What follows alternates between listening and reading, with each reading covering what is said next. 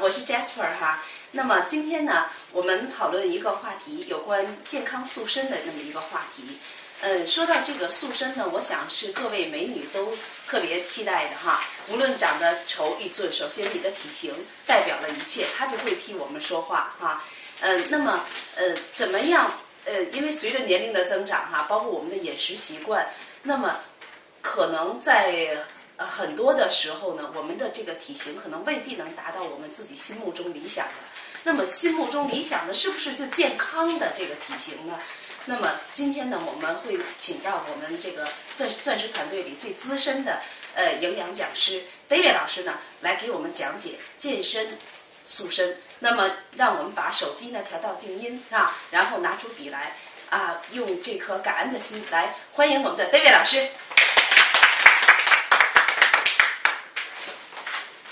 好，各位安利的伙伴们，大家下午好。好，哎呀，不是，好，哎，下午好。好，哎，对的，哎，那个今天呢，快过年了啊，跟大家先拜个年，希望大家2016年这个春节以后呢，这个身体健康啊，一切顺心啊，还有这个上聘不断啊，上面安利能做得越来越好，对吧？啊，客户如云，好不好？好 ，OK， 好，那我们今天最主要讲的是，跟各位讲的是关于塑身。那个我们之前写的是减肥，但是我觉得啊，真正的健康是应该是标准的身材，对不对？对。中年之后呢，这个是很多时候，因为不像以前，尤其白人啊，你看白人小孩常常运动的，为什么到了这个中年以后都重肥胖呢？啊，男人背了很大的压力，因为娶了老婆，对吧？要去工作，所以呢，就每天在办公桌里面。啊，运动要减少很多，啊，那女孩子呢，结了婚，就生小孩，生了小孩可能就不太懂得保养，这个造成什么？这个过度的脂肪堆积啊，所以我们来今天聊聊这个关于这个如果塑身的意思代表胖的要变什么？瘦的变胖，哎，瘦的变正常，啊，胖的变正常。对吧？对，瘦的也要变正常。对啊，那我们现在来聊聊我们讲的这30天，为什么讲30天那个来瘦身呢？啊，很多人说，哎呀，你看那个我的朋友啊，1个礼拜就减多少公斤，有没有？啊，那个其实有些时候减得太快，对身体不是好事情啊。我们这个肥胖也不是一下造成的，我们希望是用最安全的方式啊。比较没有副作用，而且不容易反弹的方式，啊，所以很多这个会员做这个宣传，做什么？不运动减肥，哎，很多一听到说不可思议，所有的减肥都叫你运动。各位，为什么我们就不运动减肥呢？其实等一下我们有很多的大家可以明白，其实很重要一点，这个在肥胖的时候运动，其实对身体的伤害是更大的。好像把身体减下去了，脂肪减下去，但是身体受到伤害，往往是你后面很难弥补的啊。所以30天，我们是以30天为一个周期，不是30天就减完了啊。30天，每30天减大约8斤，8斤大约什么？4公斤。就是当你的体质能减下来的话，代表你的这个瘦身是成功的啊，不代表。你做的这些动作就一定能成功，因为每个人的基因不一样，所以第2个月还要再继续调整。如果你本身肥胖比较重的话，今天大家都拿了一个表，对不对？上面有写你体重，好多重，有没有？有没有？有。啊，我这个秤啊，桌上这个秤，哎，还有一个尺啊，是一个是量腰的，一个是量重量的。等一下大家称一下，你现在多重？但是你应该多重？啊，好。各位，肥胖有2种，有没有知道哪2种？啊，一个叫做局部肥，一个叫全面肥。啊，局部肥大家就知道了，啊，最容易，每个人基因不一样，男女也不一样。女人最容易肥在哪里？屁股上。女人像梨一样，屁股是容易最大的，所以在这个我们常常在那个商场里面看到，哇，超级战舰啊！这个洋人，是洋人，有屁股特别大，很吓死人啊。OK， 男人大部分大在肚子上面啊，那比如肚子啦、屁股啦，还有哪里会肥胖？局部的腿也有对，还有呢，大腿会，小腿比较不太会啊。还有呢，肩膀不会，这里我们叫蝴蝶袖，有没有？手臂还有下巴。你看那些大老板都老板长肥，这个下巴基本上没有看到下巴，还有肥胖的人基本上都是如此，对吧？啊，那全面肥的话，那代表整个身体都很肥胖啊。那瘦呢？瘦也有两种啊，一个呢造成瘦的原因是营养不良。各位有没有觉得很奇怪？这个时代会有营养不良吗？啊，第一个偏食有没有？很多人偏食啊。不要常常骂小孩偏食，其实我们大人常常偏食。你看，你每个礼拜买的菜都好像很类似，有没有？像我推荐的类似大哥，他说他住在那个温哥华那边，白人比较多。他去白人的超市一看哦，有很多菜他从来没看过的，白人都在吃的，所以这营养一定会有一些不均衡啊。还有些人喜欢挑食啊，这一桌菜里面他只挑几样吃，他不是每样都吃，甚至还有人厌食，不太喜欢吃饭，有没有？我碰过这样子的，这个胃口不好有没有？很多胃口不好，其实胃口不好除了消化不良、胃胀气之外，还有一个就是跟肝有关系。好，第二个呢，一个是营养不良，一个是就是消化系统不良。消化系统，所以有些从小就是什么从小就是瘦巴拉达的，像猴一样的，对吧？这是代表一些消化系统，一个是胃，一个是肠。胃要分解，肠要什么？吸收营养。我们肠要吸收哪些营养？各位知道吗？维生素、蛋白质、氨基酸。蛋白质吸收不了所以胃要把这个分解成像小分子氨基酸这样。还有呢，维生素、矿物质、淀粉有还有呢，纤维可溶性可以吸，对，很好。还有脂肪它吸收的东西可多的呢，因为我们身体所有这些东西，我们身体所有细胞都需要嘛，我们皮下组织需要脂肪嘛，对吧？那如果吸收过多代谢不好，那抱歉，那就储存淀粉也是造成我们这个肥胖的原因之一，对吧？所以这个瘦的人他这可能吸收，各位有没有一定听过减肥的有种方法叫做把胃处理一下，切掉一些，有没有？处理一下，让你这个分解的能力就很差，这小肠就吸收能力就不会太多是吧？那我觉得这种东西都不是我们正常人最好有的东西，最好有的方法那这个造成肥胖的原因有几个。第一个就是摄入超过消耗，懂我意思吗？就像我刚才讲的白人他们小时候也是吃牛排、吃汉堡、吃可乐、吃巧克力什么吃的，但是运动量大到了什么一上班之后，一生完小孩之后照顾小孩就没有太多时间做这个，就变成什么？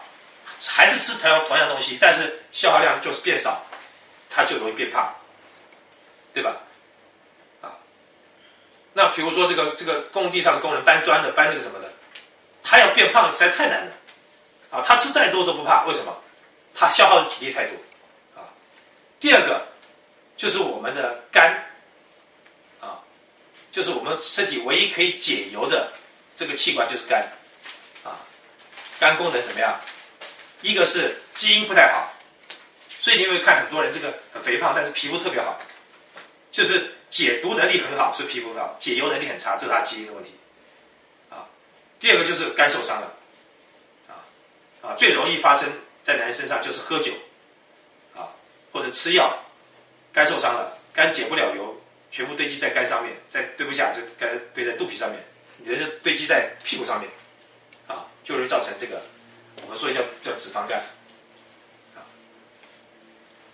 好，那这个当然还有很多这个脂肪会经过血液送到我们各个什么这个器官啦、细胞啦，啊，这个再堆积啦，再存起来了，啊，有一个理论来讲说，人为什么会这个大量的把这个能量变成脂肪？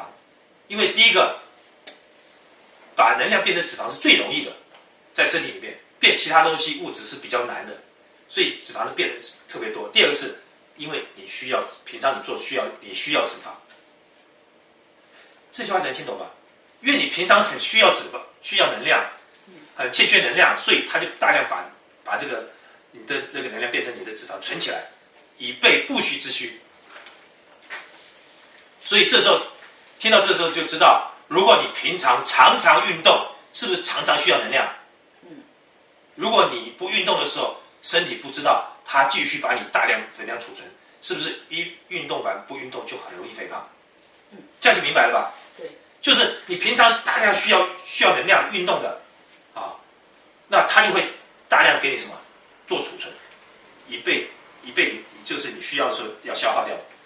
结果好样的，你运动完减完肥了，是减下来了啊，骨头也磨掉了，心脏也弄不好了，对吧？很多器官都不行了啊，是瘦下来了。但是一旦瘦下来之后，你没运动了，它还是继续依照你之前需要的能量的这个要求，大量把你的吃的东西变成什么？你的脂肪。所以要减肥，能不能运动啊？千万别运动啊！千万别运动。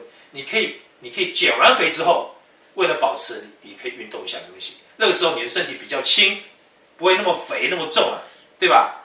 啊，你的这个血管的这个流动，因为你运动这个血管的这个流动，你造成你心脏负荷比较重，对不对啊？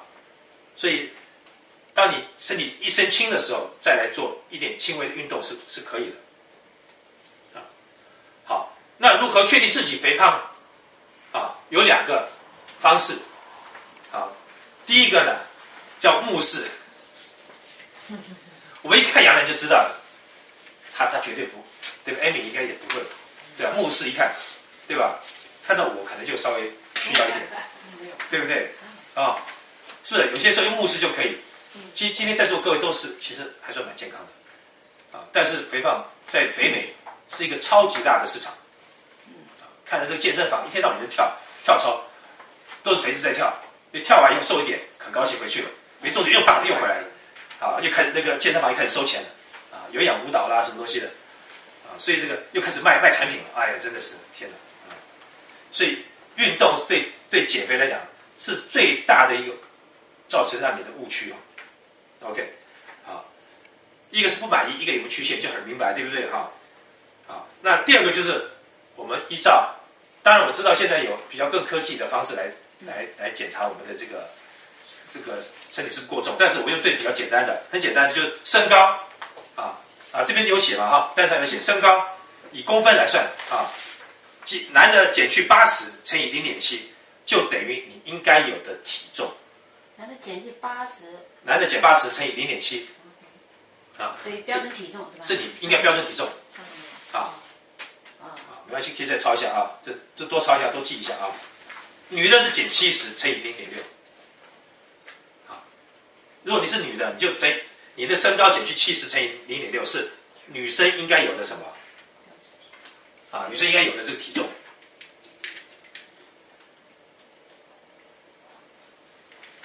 OK， 所以以这种标准，什么样超重呢？超过5公斤以上叫超重，低于5公斤也不好，你说，哎呀，3公斤不是也超重吗？有些时候你吃个饭，对不对？多喝点水，你可能又重了几公斤，我们以这个超过5公斤为这个势必要减肥的一个标准啊。有些时候你上厕所拉一下，可能又瘦掉几斤，对吧？好，那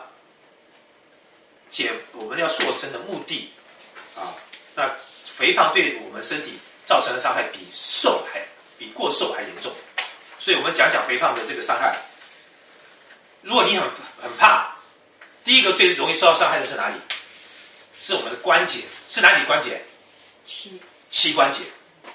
所以你看，其实很多人，大部分的人，他的关节问题，大部分都是跟膝盖有关系。不管是老年性关节炎啦、痛风啦、那个类风湿关节炎啦，哎呀，就一些所种的这些，大部分都是先从这个膝关节开始。为什么？因为这边磨损最严重，对吧？尤其是运动员，那更严重啊。所以我们到时候应该我们有这个课是教大家该怎么去动啊。等一下也可以稍微教大家一下简单的啊。好，第一个是关节啊，第二个是心脏啊。肥胖人的高血脂一定是比较多的啦啊，你的心脏受到的伤害那一定比较多啦，你的动脉堵塞啦啊，血栓造成的心梗啦，是不是？啊，而且你只要那个肥胖人，你只要稍微动一动，就会出汗，就心跳就会很加速啊。那这个对血管的伤害就会比较有哈。第三个，那当肥胖人就容易造成血管堵塞了啊。还有就是如果堵在脑部的话怎么样？脑血栓啊。那如果是爆血管就是脑溢血，对不对？啊，到底脑血栓好呢，还是脑溢血好呢？都不好。脑溢血死的比较快啊，那脑血栓呢，稍比脑溢血慢一点点，因为脑溢血是血爆出来，马上伤害到所有的脑细胞，对吧？你可能就马上就瘫了，甚至可能就挂了，对不对？脑梗呢，它是血老上不去，那个细胞慢慢那边受不到营养，受不到氧气，就会怎么样？脑萎缩就会死，不会说话或者不会行动。对，也会忽然有一天就。还不如直接挂了好。还不如直接挂了好。所以最幸福的挂就是心脏心梗啊，完全不浪费家里太多钱啊。但谁愿意心梗啊？其实我很愿意啦，但是我希望我是在100岁的时候睡觉的时候心梗一下，跟那个台湾那个以前那个王永庆啊，90几岁，他连遗嘱都没立。啊，所以到后来没立遗嘱，就造成抢家产这个糟糕一件事情。90多岁还不立？对呀，其实70、80岁就该了哈，对吧？不，最主要他很有钱啊。OK， 没钱立不立无所谓，对不对哈？没想到这么快就走了，还得活100年。是。所以这个脑溢血啦，脑梗啦，对不对？其实肥胖的人脑梗的几率比这个瘦的人低，因为瘦的人血压会比较低，通常啦，肥胖的人血压比较容易高。那血压低的话，就为什么血压高？就是我的血一定要打到你末梢神经，你看这边堵住了，心脏有更大的力气，对不对？是不是？所以肥胖人心脏是比较容易不好啊。但血压低的话呢，他没力打，血压没力打，那这个堵就堵了，就上不去了。该坏死就坏死了，所以我们的末梢神经有哪几个地方？末梢神经，末梢的地方哪几个？手指、小指、脑、手脚啊，那也就包含在脑部吧。所以糖尿病人不是也造成那个末梢的问题，就是为什么眼睛会出问题？不要以为眼睛，脑都会萎缩，脚、手指，对不对？啊，还有就是肾。肥胖人对肾脏有很大的伤害啊！我们的所有的血液由肝出来之后，最后要到哪里？要到肾。好，所以我们血压不是有个高压跟低压吗？一个收缩压，一个舒张压嘛。收缩压是谁负责？是哪个器官负责？心脏打出来，收缩压。舒张压由谁负责？对，所以很好玩，收缩压好控制。肾这个东西出了问题，舒张压，你这个下面应该80的，如果你太高太低的话，很难，不容易修复啊。所以我们肝出来这些垃圾这些东西啊，肝帮你解不了，它也不管了，全部送出去了，经过心脏吧唧吧唧把你打出去，啊，那很多细胞受到伤害之外，后面就剩下肾，啊，所以对肾来讲也会有造成肾的问题。这个萨琳娜是吧？你有没有碰到这些经验？是会肾衰竭啊，是吧？啊，在做医疗工作的都懂这方面的东西啊。好，再来，还有呢，肥胖的人食量应该会比较大，通常不是100%哈，啊，有些吃很少也肥胖，因为他进去就出来，他代谢能力很差，但大部分的人啊都是食量会比较大。啊，对胃也增加负担啊，对胃，食量大人对胃啊，那个我看那个以前看一些新闻，那些躺在床上起不来的肥胖的几百斤的，他吃热狗都是几十条吃的，我们吃1-2条就觉得不行了，他几十条吃的，啊，巧克力那个披萨都是几盒吃的，啊，太可怕了。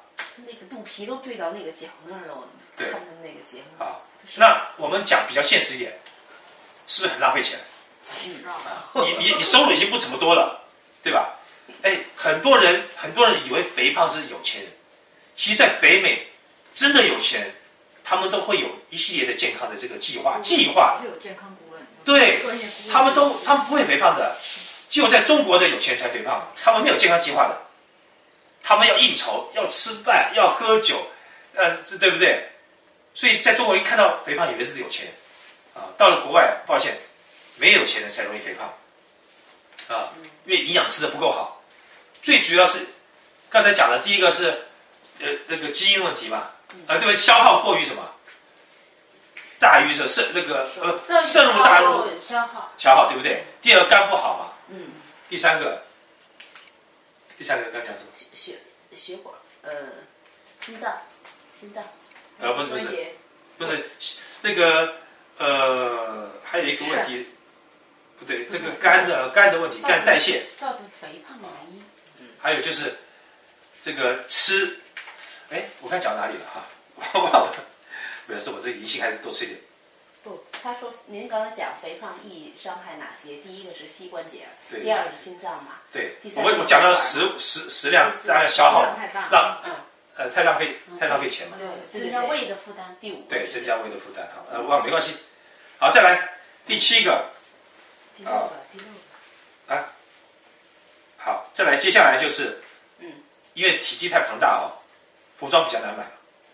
啊，对，废料。是不是？废布料。你到一般店里面没有那种超大尺寸的，很难得才有到超大尺寸的，而且衣服也比较贵嘛。我记得我以前在台湾就搞摄影的时候，广告摄影，我常跟着一些广告公司一起出国去拍广告。那这个我记得我妈应该记得，那时候有一次他们过年的时候，他们要出国旅游，我说我爸妈在加拿大，到加拿大来玩吧。哇，他们就真的是把这计划改成到加拿大来玩。那其中有个制片，一个女的，非常肥，她来这边以后快乐的不得了，这边能找到那种超级大的衣服，在台湾找不到的。但是她花了不少钱，因为这衣服不便宜，超级大的衣服。还有第8个还有接下来一个就是加速老化。肥胖的人，你一定相信他一定会老化的比瘦的人快很多。因为他的血液循环就一定差嘛，营养受到我们各细胞再生能力就差嘛。它造成我们身体很多负担，造成我们很多肝的劳累，对吧？脂肪肝啊，造成我们肾的问题，造成甚至我们脑的问题啊，我们心脏的问题，各问题都会造成，所以它老化特别快。所以想要年轻很重要，就是身不能胖啊。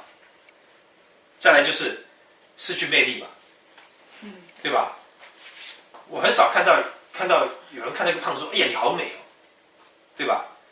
上次我甚至看到一个新闻更有意思，这个新闻是一张照片，也是在台湾，在一个下大雨的一个场景，那个2个车追撞了，那前面那个车出来2个女孩子，有一个女孩子有人撑伞，另外一个没有。啊，撑伞那个一看就很瘦，另外一个很肥胖。那个标题就在讲啊，真的是不一样。肥胖的没人撑伞，瘦的有人撑伞。啊，懂这意思吧？啊，这个的确对你的这个交友上面啊，如果还没结婚的，一定是有影响。结了婚了，你说哎，反正我结婚了，别这样想，你不变，老公不可能永远不变的，对吧？啊，所以说这个身材好啊，绝对比身材胖的绝对占了便宜啊。我记得开个玩笑，我们以前年纪轻的时候要追女孩子，有些人的这个设定目标就是要长得漂亮，也有人说漂亮不重要，长得要身材好啊，所以这也是一选项之一，对不对？啊，好，当然肥胖的猝死的几率也会增加啊，肥胖猝死的几率增加啊。刚才讲了，其实跟我们心脏有很大的关系，对不对？啊，心梗啊，心梗，血脂过多也会容易造成血栓过多，血栓一过多啊，它就是造成那个心脏心梗猝死的很重要的一个杀手啊。各位知道心脏猝死是怎么回事吧？有没有人不知道的？有没有人不知道？心脏，我画个心脏啊，虽然我是画家，但是懒得画那仔细了啊。有3个管子啊，这心脏有3个管子，2进1出。这边是负责，这边是肝，把营养送进来；这边是肺，把那个氧气送进来。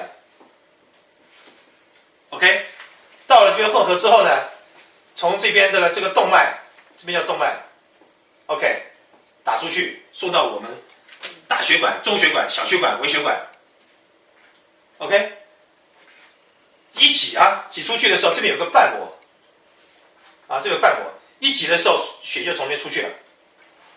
出去之后，心脏不是一挤的时候，一缩一放的时候，血会再回流嘛？那怎么办呢？所以这个瓣膜要关起来，有没有？啊，它血就不会再回流到心脏，出去不进来，出去不进来，出去不进来，这样子把血慢慢打出去。你的血栓啊，画一下啊，你的血栓啊，一颗一颗的都从这边怎么样进到这边来了，从这边进来了，进来之后全堵在这里了，不是回来的时候就回来了吗？我们血栓比血液重吧，对吧？它会卡在这个瓣膜上面，卡到最后呢，这瓣膜就打不开了，全部堆满了，打不开了，血出不去了，5分钟人就没有了。我们的脑，我们身体5分钟如果接受不了血液的话，很可能就死了。懂这意思吧？血栓是这样子来的。就像屋子里塞满垃圾，这门开不开？它本来应该打开，打不开了。这门应该打开的，打不开了，全卡住了，东西出不去了，垃圾出不去了。5分钟之内，这屋子就臭了。所以心脏复苏，他就用电击，就想让它打开，就想跟拿脚踹那门似的。对。啊，现在明白了哈。啊，现在谁身上有血栓的举手一下？谁身？不知道呀。都没有啊，只有我举手啊。不知道没有。不知道有没有啊？我跟你讲，一定有。会有小小。你别想了，一定有，只不过还没全部堵住。所以当你惊吓、过度兴奋或者受到刺激的时候，或运动的时候，大量血液要击到心脏。啊，有没有人被惊吓的时候脸发白啊？对呀。为什么？血全部到心脏去，保护心脏。所以整个血栓也大量到心脏，就容易卡在上面。运动也容易。受到刺激，太过 happy， 打麻将摸到大四喜，自摸摆上去，大笑三声就怎么样，就卡住了。OK， 所以大家就知道，所以这个对这个猝死还有最后一个就是肥胖人大概都不喜欢运动吧？喜欢运动也不会肥胖吧？对吧？那不运动变肥胖，又更肥胖了，就更不想运动，叫恶性循环，对吧？所以说这个肥胖就是可怕的，要在这边啊。好，那因为我们今天讲的这个最主要是简短一点的啊，这个减肥，所以我接下来就讲30日减肥啊，要怎么做啊？一个30日减肥，一个30日增重啊。在座的应该有人需要增重。我也可能需要增重。你也整好。来，杨澜也可能需要，对吧？要减肥。对，增重 ，OK。好，那我们先讲减肥，增重等一下你们再抄下来，好不好？好。不管是减肥增重，你们都会碰到这样的朋友需要帮助，对不对？啊，他不想被你帮忙怎么办？2个字，拉倒嘛。想的话怎么办？把我们录音教他，或把录音给他听，或带他来这个参加我们的活动。好，第一个呢，我们需要的是什么产品呢？记得我们减肥不可以饿，不可以饿了就想吃东西不行，不可以饿，不可以运动，不可以运动不可以激烈运动这样讲比较好。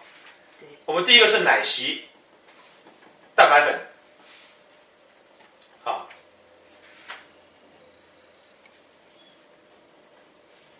我考虑到有些可能在上班，所以我这个搭配是这样子：奶昔202，我们的奶昔就是有蛋白质，也有什么纤维，我们身体是需要一些纤维，那早2瓢，晚2瓢，意思是说早餐的时候喝，喝完再配上你的要吃的食物，先别把要吃的食物吃完吃饱了再喝，那就白干了。先喝，把胃先什么填满一些，再吃，剩下吃一些你平常吃的，但是不要太过油腻，对吧？那中午的话可能就算了，晚上的时候呢，先喝还是先吃？先喝对，这30日忍耐一下嘛OK， 先喝因为我们身体需要的，你要分解脂肪、代谢脂肪的一些激素的基础原料，叫蛋白质，对吧？还有大宝贝利健101 OK， 一定要随着蛋白质一起吃。肥胖的对我刚才讲的，肥胖的原因还有一个就是什么？营养不够。一个是肝不好，一个是基因还是营养不够。你看那些小孩子肥胖胖的，你说哎呀那个营养过剩，其实错的。营养过多就不会胖了，你就能代谢了就是根本不够营养，脂肪太多，营养太少，对吧？那个跟各位大家再讲一下我刚才讲的这个还有一样东西会造成肥胖吃面吃饭太多的话，这些淀粉类的东西，各位知道饭应该怎么吃？应该是糙米，那个糙米是维他命 B， 所以可以从这边知道一件事，维他命 B 可以帮助你代谢这个糖类，所以糖尿病人是不是要多吃维他命 B 这些淀粉类很容易变成我们的脂肪所以我们常讲垃圾食物是什么？汉堡，对不对？更垃圾的就是饭跟面更垃圾就是饭跟面，很多人不知道。以前是因为你要吃饱没办法，劳动又特别多，有没有？现在谁说劳动多的？别开玩笑对吧？你稍微多一点，你要站在那个，你是站着做饭吗？对吧？厨师，你也多点吗？你也是多点 ，OK。以前都是劳动很多，吃的不够，对不对？不要说中国，台湾以前30-40年前也是，为什么那时候过年特别高兴有肉吃。不要说中国，台湾也是有肉吃。现在每天都有肉，每天都可以去寿司店吃个你想吃的寿司。你过个年有啥欣喜这可悲在这里所以快乐建筑在什么上面？痛苦。你有了痛苦，你才会感觉说快乐所以各位，你想要快乐的话，先要经历过痛苦。所以当你们现在很痛苦，把安利一旦做起来了啊，那时候真叫快乐，对不对？大宝101，维他命 B、VB 2222次，哎，4次怎么吃法？早上、每6个中餐晚餐、睡前睡前， 4、6、24，而且维他命 B 很便宜嘛，对吧？可是有人晚上吃 VB 睡不着呢。不会的，VB 不会， ，VB 不会睡不着应该镇静。头几天会睡不着，VB 不会 VB 应该镇静的，镇静安神的。 ，VB 是帮助你解除疲劳当然你疲劳的时候，你的睡眠激素会出来，但是你并不疲劳，你只要按时定点睡觉，那个时候你的睡眠激素也会出来好，维他命 B 干片、护肝片222。为什么我这两个是？因为这两个体积比较大，那这个蛋白粉跟大宝是一起吃的，所以既然中间没吃，我就中间不用。但是护肝片可以吃，你找个小盒子装起来 ，OK？ 你是真心想让自己塑身，还是想把肥肉忽然去掉？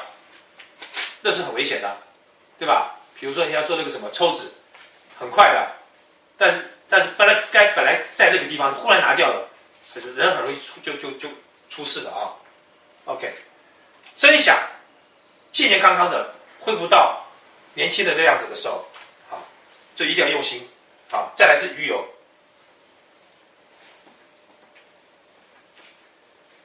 我们减肥第一个是调整体质调整体质。第二个是什么？代谢脂肪。但大部分90%以上的减肥去掉这个，就直接代谢脂肪。你代谢的又涨，难怪这个减肥是北美大市场，永远消不了。为什么？你体质不好，永远就要不断的代谢，对吧？不断的运动，不断的这个 OK。鱼油呢，它就属于负责代谢的鱼油是222。哎呀，你说会不会吃太多啊？趁减肥的时候把体质调整一下。我们有个七日排毒也可以，这个也可以，这个是长时间慢慢调理，所以你也不要急，马上一定要见到立即效果。你的身体，你要相信一件事情，当你身体得到这么多好东西，你的身体应该会怎么样？好起来，一定好起来，10000%好起来。有人说我吃了这个不舒服，吃了不舒服，瞎说，这是人体需要的东西OK， 卵磷脂555三丽娜是505嘛，但是你要减肥的话555 OK。鱼油跟卵磷脂差别在哪里？鱼油是快点把你的那个血液里面的粘稠的稀释，脂肪肝的通道稀释，卵磷脂负责货车把它带走有差别不一样的好 OK。 再来茶酱子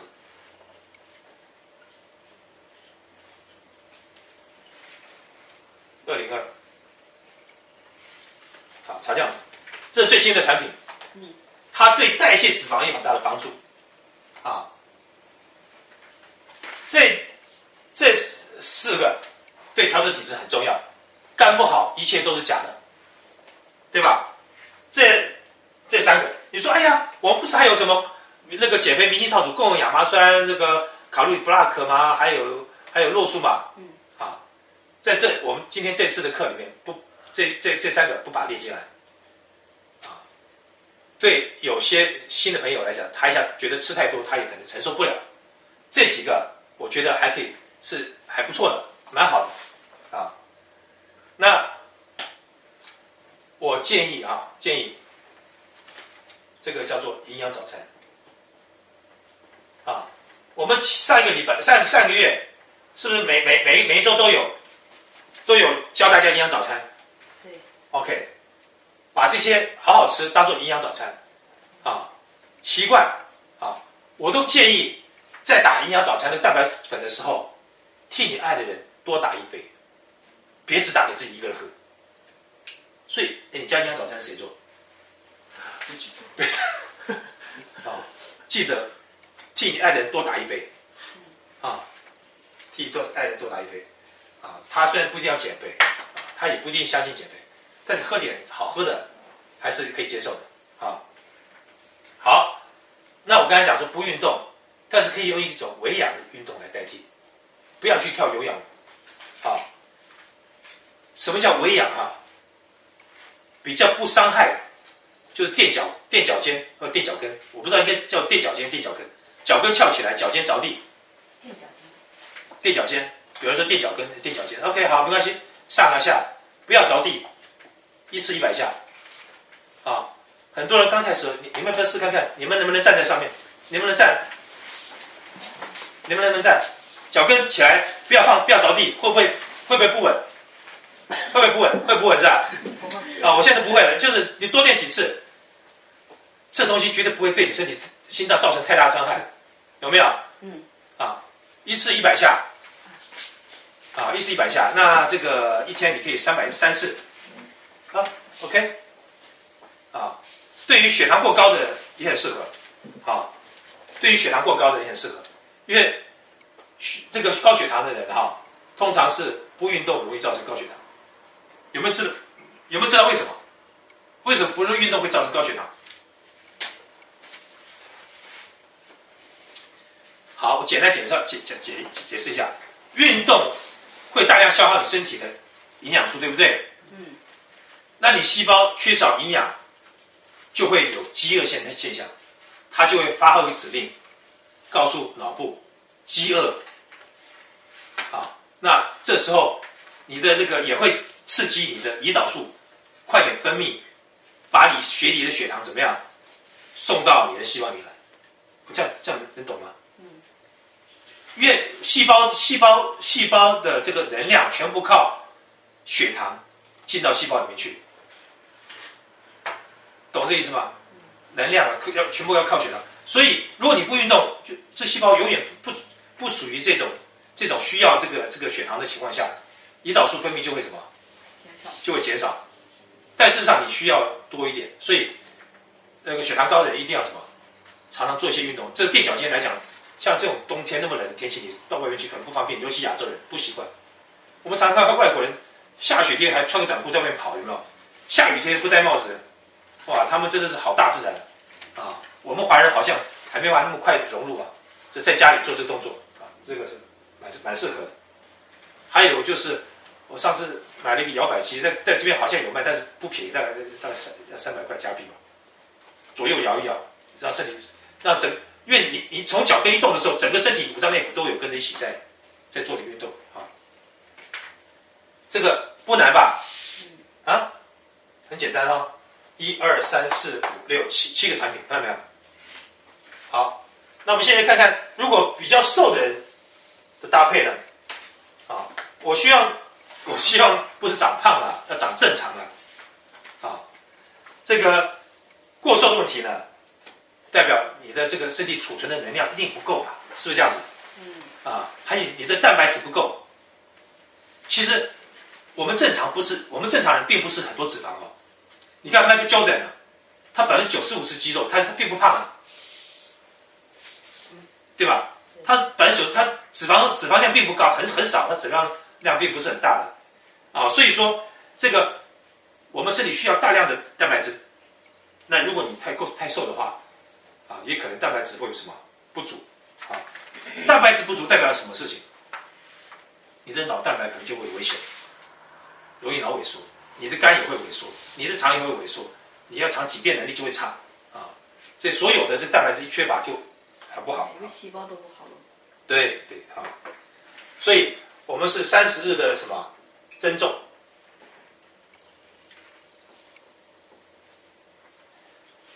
我们刚才讲的这些所有的东西，都不是100%针对100%的人，都针对这个大部分的人，懂这意思吗？也有些人那个肥胖是因为受了刺激脑部的问题，那个在我们方就没用，但是这个太极少数了啊，极少数。我们针对的是大部分的人啊。好，这时候我们就是增重的需要蛋白粉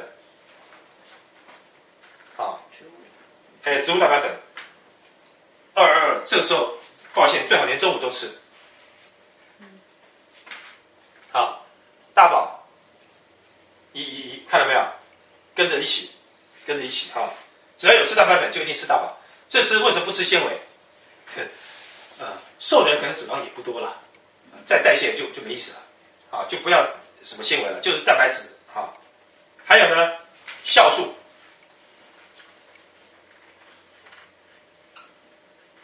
还要吃这个啊，酵素啊，22，酵素它是帮助胃来分解很多食物嘛，还有很重要一个叫做开胃，很多小孩不是没胃口吗？去挑食吗？什么对不对？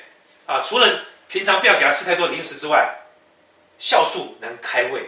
有些年纪大的啦，胃口不好的啦，开胃啊，所以我给我父亲那个那一栏里面的营养里面就有这个啊，叫他早上先吃，让他开胃啊。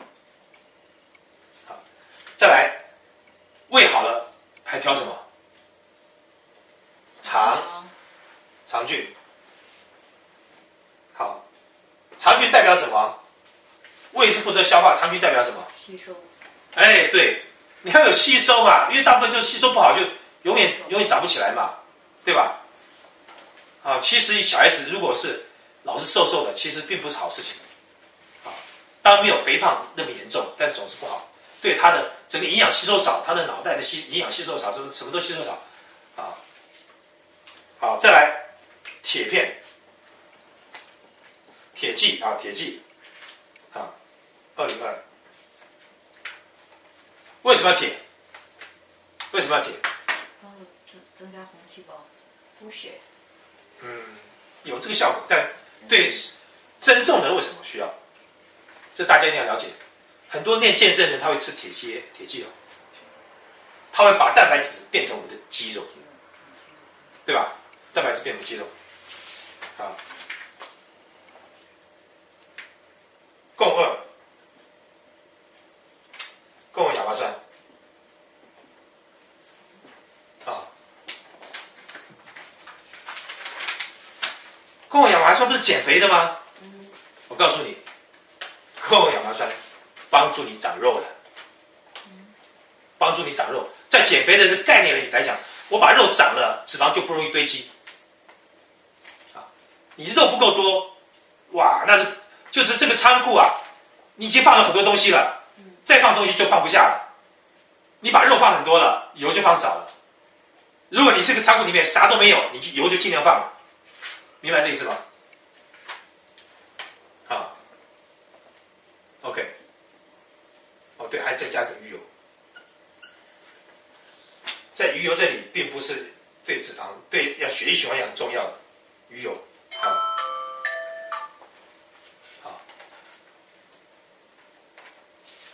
各位知道一件事啊，不管胖与瘦，其实欧米伽3、6、9对人体都是很重要的，只不过是植物油的6跟动物油的9，现在人体太多了，但很缺这个欧米伽3啊。